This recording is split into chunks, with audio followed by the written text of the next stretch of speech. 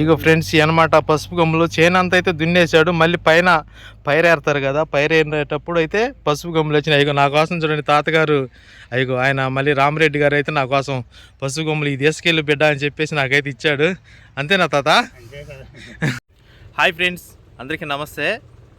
తాత పేరు సంజీవరెడ్డి గారు, రైతే రాజు అంటారు కదా, ఆ రైతే రాజు కాడికి అయితే నేను వచ్చాను. ఇదిగో తాతగారు ఇదంతా పసుపు వేసాడు అనమాట. చేనంతా చూడండి, ఈ చేలో పసుపు దున్నాడు. దున్నిన తర్వాత మళ్ళీ ఇగో చూడండి ఈ పసుపు పచ్చిగడ్డలు అనమాట మొత్తం ఉడకబెట్టి కాల్చి. ఎన్ని కింటాలండి తాత మొత్తం మీది? 25 క్వింటాలండి. 25 కింటాలా? ఎంత కమ్మా మొత్తం? ఇంకా అమ్మలేదండి, దాంట్లోనే ఉంది. ఇంకా అమ్మలేదా? అమ్మలా. నువ్వేదో కౌలుకి ఇచ్చాను? నేను తోటపరిని అమ్ముకున్నా, ఎకరం 4 లక్షలు. ఆహా, పానీలే. మొత్తం నీకేమన్నా చేసుకున్నందుకు ఏమన్నా మిగిలిందా? ఒక 40,000 ఉంటాయండి. ఒక 40,000 ఉంటాయా? సంవత్సరం అంతా కష్టపడితే, ఫ్యామిలీ అంతా కూడా ఈ తోటలో కష్టపడితే ఒక 40,000 రూపాయలు అయితే తాతలకైతే ఉన్నాయంట. అయ్యా అదే రేట్ ఉంటాం అయితే ఇంకా 1,50,000 అట్లా మిగిలేదు. రేట్ లేదు కదండి. రేట్ ఉండటం అయితే బాగా మిగిలే అంటావు. ఎంతమంది చాకరీ చేశారు ఏడా? దేంట్లో 4 చేసామండి. కలుపులు లేని, నీళ్ళు పెట్టుకొని, పిండి అయినవి.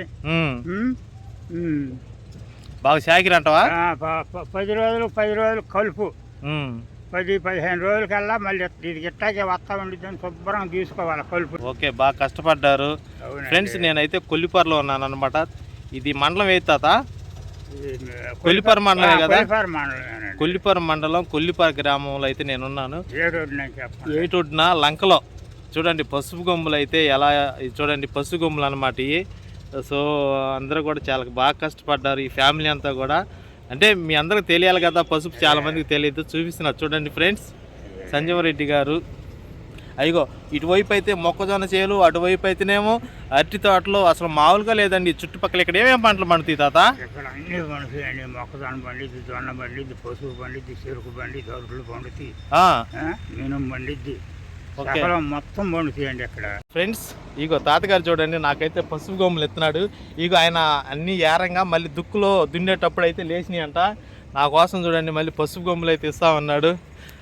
ఇక్కడ అంటే రైతులంటే ఏదైనా జాలిగొని ఉంటుంది అనమాట వాళ్ళకి, మామూలుగా కాదు. ఇగో చూడండి ఫ్రెండ్స్, ఇగో పసుపు